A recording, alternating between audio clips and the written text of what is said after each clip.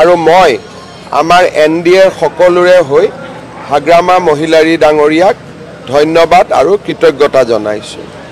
আমাৰ প্ৰচেষ্টা হ'ব যে আমি সকলোৱে লগ হৈ বড়োভূমিৰ প্ৰগতি, শান্তি আৰু সকলো শ্ৰেণীৰ জনগণৰ বড়োলেণ্ডত বাস কৰা সকলো শ্ৰেণীৰ জনগণৰ শান্তি, প্ৰগতি আৰু সমন্বয়ৰ বাবে কাম কৰাৰ অহা 2 এদিনতে BTC নৱনিৰ্বাচিত EM সকলৰ লগত আমাৰ মন্ত্ৰীসভাৰো বৈঠক হ'ব আৰু আমি সকলো প্ৰকাৰে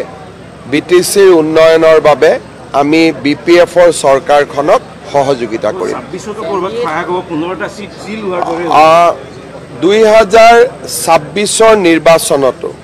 আমি এটা সমন্বিত ৰণকৌশল প্ৰস্তুত কৰিম, কাৰণ সকলোৱে প্ৰধানমন্ত্ৰী নৰেন্দ্ৰ মোদীৰ নেতৃত্বত এখন অসমত সুন্দৰ চৰকাৰ হোৱাটো বিচাৰে আৰু তাৰ বাবে পলিটিকেল দিশত বা কেনেকৈ কোন ক'ত উঠিব তাক যদিও আমি আলোচনা কৰা নাই, কিন্তু স্বাভাৱিকভাৱে 2026 নিৰ্বাচনৰ কথাও আমাৰ মনত আছে, আমাৰ নিশ্চয় চিন্তাত আছে আৰু এই বিষয়ে মই ভাবোঁ যে ডিচেম্বৰ জানুৱাৰী মাহৰ ভিতৰত আমি আপোনালোকক এটা সুন্দৰ প্ৰতিশ্ৰুতি দিব পাৰিম আৰু এটা কথা মই ক'ব পাৰোঁ যে গোটেই কথাবোৰ ইতিবাচক হ'ব, গঠনমূলক হ'ব আৰু ভাল হ'ব, ইয়াত নিগেটিভ একো নহয়। আজি উৰ্খাগৌৰা ব্ৰহ্ম আমাৰ মন্ত্ৰীসভাত আছে আৰু UPPLৰ লগত যিটো আমাৰ মিত্ৰতা আমি 2021 চনৰ নিৰ্বাচনৰ সময়ত আমি কৰিছিলোঁ, 26 নিৰ্বাচনৰ পৰিপ্ৰেক্ষিতত আমি স্বাভাৱিকভাৱে AGPৰ লগতো নতুনকৈ কথা পাতিম, BPFৰ লগতো পাতিম, আন UPPLৰ লগতো পাতিব লাগিব। অৰ্থাৎ 26 ৰণকৌশল এতিয়ালৈকে আমি প্ৰস্তুত কৰা নাই, কিন্তু নৱেম্বৰ ডিচেম্বৰ মাহৰ ভিতৰত স্বাভাৱিকতে আমি কথা পাতিবই লাগিব। গতিকে মই এটা এটাকৈ সৰু সৰু ষ্টেপ লৈ গৈ আছোঁ, কিন্তু এটা কথা আপোনালোকে মনত ৰাখিব যে হাগ্ৰামা মহিলাৰীৰ লগত মোৰ সম্পৰ্ক বহু দিনৰ। 2021 চনত কিবা এটা কথাৰ কাৰণে অকণমান এটা গেপ হৈছিলে, কিন্তু ঠিক তাৰ 3 মাহ পিছতে 2021 চনৰ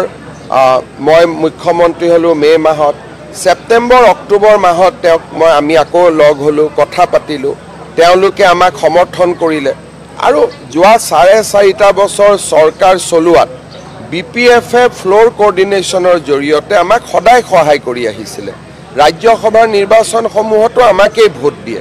আৰু মই সদায় ব্যক্তিগত সম্পৰ্ক বজাই ৰাখিছিলোঁ আৰু তাৰ প্ৰতিফলন আজি আপোনালোকে দেখিছে আৰু এই গোটেই মন্ত্ৰীসভাৰ সম্প্ৰসাৰণত স্বাভাৱিকতে আমাৰ নেতৃত্ব, নতুন দিল্লীৰ নেতৃত্বৰো অনুমোদন আছে। গতিকে আমি সকলোৱে মিলিজুলি সমাজৰ উন্নয়নৰ বাবে একেলগে কাম কৰিম।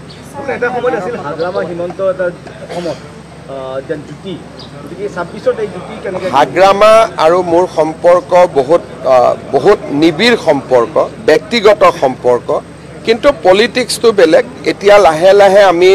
যিহেতু বহুত দিন আমি বেলেগে বেলেগে আছিলোঁ, লাহে লাহে এতিয়া এইবিলাক আমি ব্লক বাই ব্লক ৰিবিল্ড কৰি গৈ থাকিব লাগিব আৰু মই ভাবোঁ যে সকলো কথাই পজিটিভ হ'ব, ইতিবাচক হ'ব।